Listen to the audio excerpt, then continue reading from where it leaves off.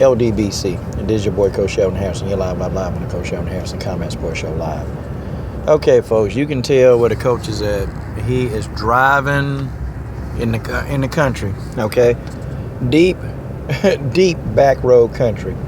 Okay, I've been on the road for about 2 hours now, man. This is well away from the city that I'm in. But, you know, it's time to go make that money. And that's just the way that is. All right, folks. So, you know, I want to talk about, you know, I guess the events of all these fights that's been happening and the fights that's going to happen tonight. And, you know, my quest to really, you know, put women's MMA on the map and just, you know, this video just came to me and I was talking, you know, to a women's MMA fighter. You know, she already had her first fight and, you know, she started laughing at what they paid her.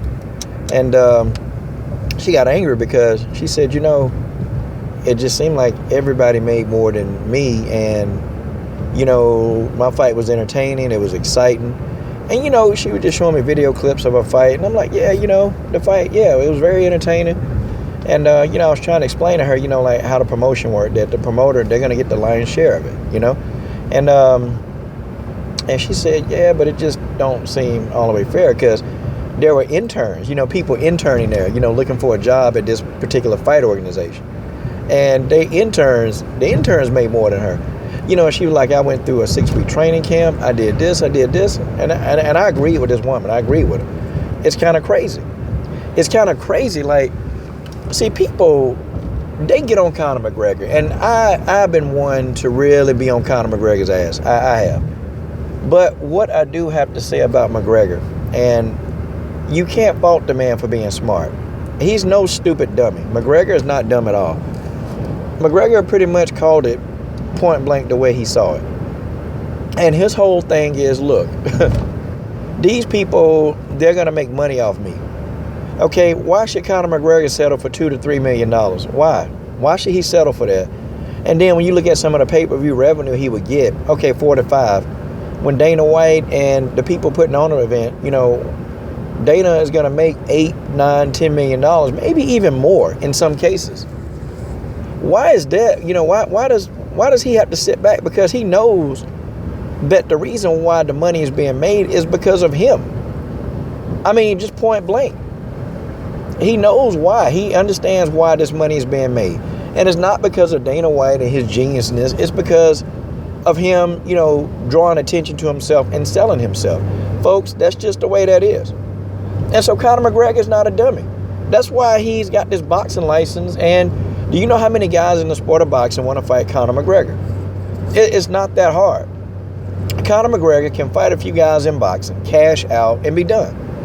Because really, Conor McGregor don't want to fight for much longer. He don't. I mean, can you really blame him? The sport he in is dangerous. This dude, you really got a high, you know, chance of not coming out of there. You can get paralyzed. You can be killed. You can become a vegetable. And Conor McGregor don't want to play with his newborn child in a freaking wheelchair. He don't want to do that. This guy been having a broke foot. This guy been having... Look, Conor McGregor know what he worth. He know. That's why they're having so many issues right now. You know, that's why. That's why there are a lot of things that Conor McGregor ain't finna stand for. And I won't be surprised if Conor McGregor just try to get out of his contract and just do what he want to do. Do you know Conor McGregor is so popular? And this is no lie. Conor McGregor could put together his own event. Shoot, Conor McGregor could do it right on YouTube, and I guarantee you, he would still make money.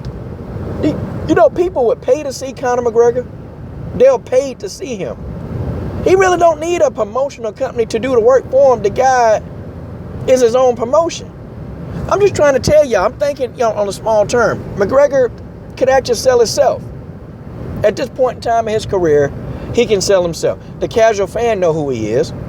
Okay, you walk up to somebody on the street, they know who he is because he is a star.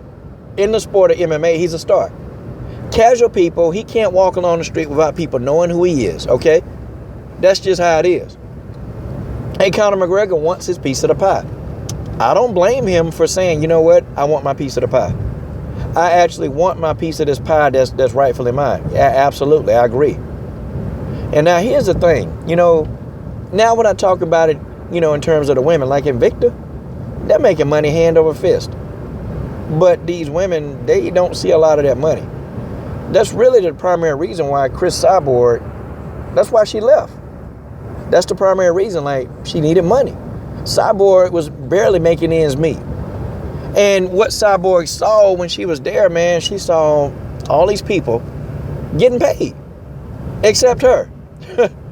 I'm just being honest. She saw a lot of people getting paid. And when the opportunity to fight in the UFC, why do you think that she would drain herself 2 times to get to 140 pounds?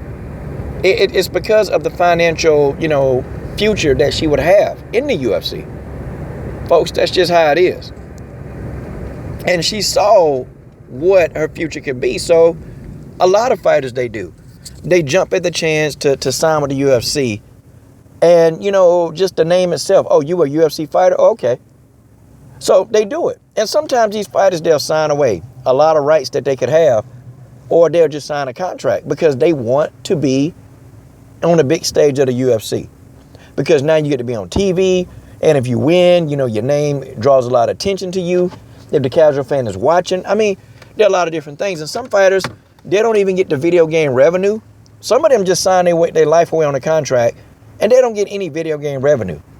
And do you know, like, how much money these video games make when they make these video games from EA Sports? But these fighters, they get pennies, man, when it comes to the video games. I mean, it's crazy. But guess who pockets a lot of the money? It's, the entity called the UFC. And, they don't have video games with Invicta on them. But, the UFC, man, they get that money. And you can pick whatever fighter you want. You can be on there and you play that fighter. But God dog it, these fighters, they don't see a lot of that money. They just don't. And McGregor is trying to write his own ticket. He's trying to reinvent the wheel. Like, I remember it was a post-fight press conference, and I don't remember who Dana White was talking to. But one guy got a fight of the night bonus, and Dana was like, yeah, you ought to be happy. You just got $200,000 bonus, yeah. And I'm sitting here thinking, yeah, but, for every $200,000 you had to pay him, you probably got $1 million. Like, this guy ain't taking a risk. And these fighters, they're just afraid to lose their spot. They're afraid. Do they need a union? Yeah, they do need a union. I think these fighters, they do need a union. They need one because, when these people get hurt, a lot of them, you can't get insurance. You can't get health care because if, your injury has to be sustained in the octagon. So let's just say if it's outside the octagon. Well, as Leslie Smith found out, your health care insurance don't extend that far. Only in the octagon. And then if they deem, and I read this, if they deem the injury not something caused in the octagon, well, there goes your insurance. You don't get health care. Isn't that kind of funny? Yeah, and I started laughing. So these fighters, yeah, they don't get the purse. They don't get the lion's share like they deserve. And I think the promoters, there's a place for them. Like, they do deserve their money. Like the WME, they put up all the back front so you can see all this. Or if it was the Fertittas, yeah, they deserve their money because they are the investors. Of course, they deserve to get their lion's share. But when you're looking at some of the people on the outskirts of that, no.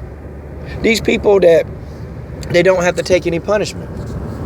They don't have to take any punishment in the octagon. They're just there. Okay, doing menial tasks that anybody could do. These people, they get paid more than the fighters. And I think that's what some of the fighters are getting upset about. Like, you got these interns making more than a lot of the fighters. People that's learning the business of MMA or learning the business side of it, they're making more than the people that's in there getting their ass whooped. That's just how it is. And this woman was, like, golly, is it worth it? I'm like, yeah, because when you get your name out there and you really start building yourself and get to a stepping stone, then you can start demanding, more money and you can do this. And I was just kind of explaining to her, but, just, you're not going to make money at first. It's just, this is something that when you fight and you want to do it for a living, you're not going to make money at first. You're going to pay a lot of money. You're going to have to come out your pocket a lot of money. Okay, unless you got somebody that's backing you, or you got a good management team that's going to help pay your expenses or do something for you. But in the beginning, when you're starting your fight career, you got to pay. You got to pay for those gyms. You got to pay for those trainers. You got to pay. And sometimes you're going to be a sparring partner. And you're going to be a punching bag for a lot of people so you can make your money.